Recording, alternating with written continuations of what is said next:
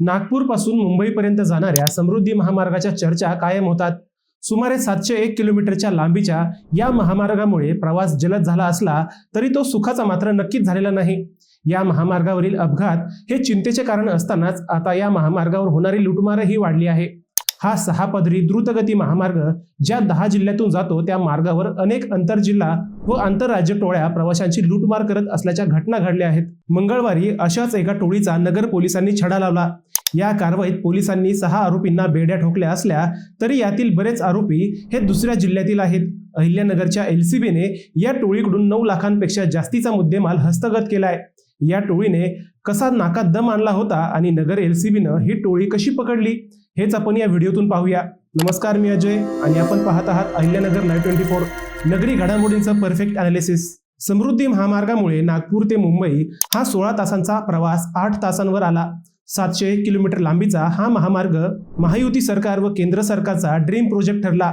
हा महामार्ग नागपूर, वर्धा, अमरावती, वाशिम, बुलढाणा, जालना, छत्रपती संभाजीनगर, अहिल्यानगर, नाशिक आणि ठाणे या जिल्ह्यातून जातो। या प्रत्येक जिल्ह्यात या महामार्गावर कुठे ना कुठे लुटमारीच्या घटना घडल्या। बरोबर 2 वर्षांपूर्वी म्हणजेच डोणगाव शिवारात लुटमारीच्या घटनांचा श्रीगणेशा झाला। 20 दिवसात 2दा प्रवाशांची लूटमार झाली। पहिल्या लूटमारीत किरकोळ ऐवज लुटण्यात आला असला तरी 30 मे 2024 रोजी डोणगाव शिवारातील HP पेट्रोल पंपाजवळ विश्रांतीसाठी थांबलेल्या रमेश सुरेशभाई पटेल या पुण्यातील व्यापाऱ्याला लुटण्यात आले। पेट्रोल पंपावर पहाटे झोपेसाठी थांबले असताना पटेल यांच्या कारची काच फोडून दरोडेखोरांनी कारमध्ये झोपलेल्या रमेश पाटील यांच्यावर चाकू हल्ला करत त्यांच्या गळ्यातील 4 तोळ्यांची चेन ओरबाडून नेली। या लुटमारीत तब्बल 1.5 लाखांपेक्षा जास्त ऐवज लुटून नेण्यात आला होता। त्यानंतर 2025 सालीही या लुटमारीच्या घटना घडत राहिल्या। छत्रपती संभाजीनगर ते नागपूर दरम्यान असणाऱ्या बोगद्यात वाहनांवर दगडफेक करून त्यांना लुटण्याचे प्रकार या वर्षी नित्याने झाले। या वर्षी छत्रपती संभाजीनगर येथील एका कुटुंबाला अडवून मारहाण करत त्यांच्याकडील सोने लुटून नेण्यात आले होते।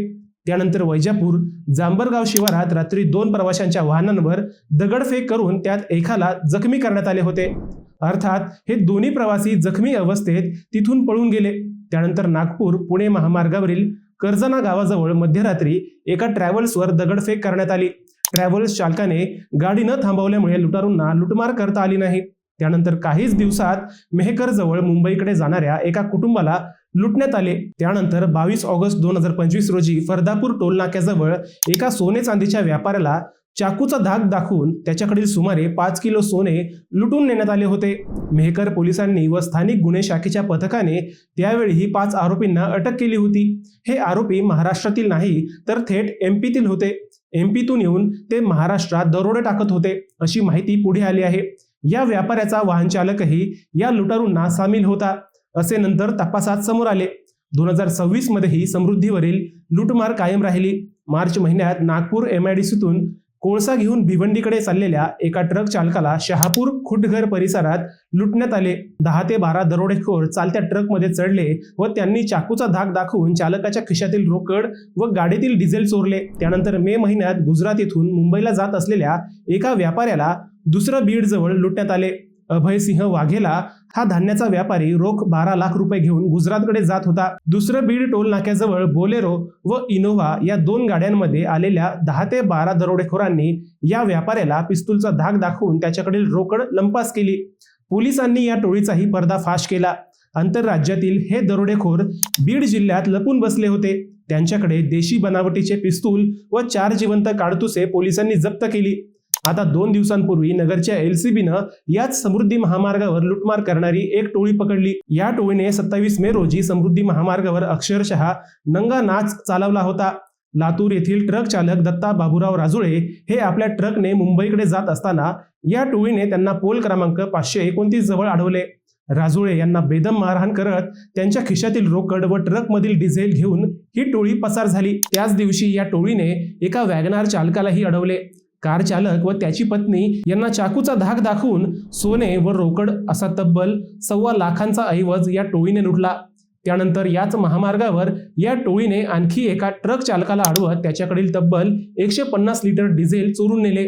एकाच दिवशी घडलेल्या या तिन्ही घटनांमध्ये तब्बल 1.5 लाखांचा ऐवज लुटला गेला होता। कोपरगाव पोलिसात हे सर्व गुन्हे दाखल झाले। समृद्धी महामार्गावरील या गंभीर दरोड्यानंतर पोलीस अधीक्षक मुम्मक्का सुदर्शन आणि स्थानिक गुन्हे शाखेचे पोलीस निरीक्षक किरण कुमार कबाडी यांनी तातडीने घटनास्थळाची पाहणी केली। त्यानंतर एलसीबीचे विशेष पथक तयार करून जालना आणि छत्रपती संभाजीनगर परिसरामध्ये रवाना करण्यात आले। या दरोड्यांचा तपास लावत पोलिसांनी अवघ्या 4 दिवसात जालना आणि कोकम ठाण्यातून 6 जणांना ताब्यात घेतले। पोलीस पथकाने अत्यंत शिताफीने जालना, शिर्डी, छत्रपती संभाजीनगर आणि साकुरी परिसरातील निखिल बद्रीनारायण गोरे राहणार अंबड जालना, एक विधी संघर्षित बालक वय 17, शिवनाथ शांताराम आव्हाड राहणार संतनगर शिर्डी मूळ वैजापूर, ओम बालाजी खरात वय 19 राहणार जालना हल्ली छत्रपती संभाजीनगर, राहुल राधाकिसन कोकाटे वय 23 राहणार पैठण मूळ बदनापूर, साईराज गणेश शहाणे वय 21 राहणार साकुरी तालुका राहता या आरोपींना अटक केली। अटक करण्यात आलेल्या आरोपींनी आपल्या इतर 3 साथीदारांच्या मदतीने हा गुन्हा केल्याची कबुली दिली आहे। पोलिसांनी त्यांच्या ताब्यातून दरोड्यात वापरलेली एक व्हेर्ना कार, स्विफ्ट कार, 6 मोबाईल आणि रोख रक्कम जप्त केली आहे। समृद्धी महामार्गावर प्रवासी सुरक्षा आणि गुन्हेगारी नियंत्रणासाठी महामार्ग पोलीस आणि महाराष्ट्र राज्य रस्ते विकास महामंडळातर्फे विशेष सुरक्षा पथके तैनात करण्यात आली आहेत। या पथकांद्वारे नियमित गस्त, सीसीटीव्ही मॉनिटरिंग आणि त्वरित मदत पुरवण्याचे काम केले जात आहे। तरीही हे प्रकार थांबण्याचे नाव घेत नाहीत। ही लूटमार थांबून समृद्धीचा प्रवास सुखाचा कधी होईल असा प्रश्न आता प्रवाशांमधून विचारला जात आहे। मित्रांनो, तुम्हाला हा विषय कसा वाटला हे आम्हाला कमेंट करून नक्की कळवा। शिवाय व्हिडिओ आवडला असेल तर चॅनलला सबस्क्राईब करून व्हिडिओला लाईक करायला विसरू नका। पुन्हा भेटूया नव्या विषयावर, तोपर्यंत सप्रेम नमस्कार।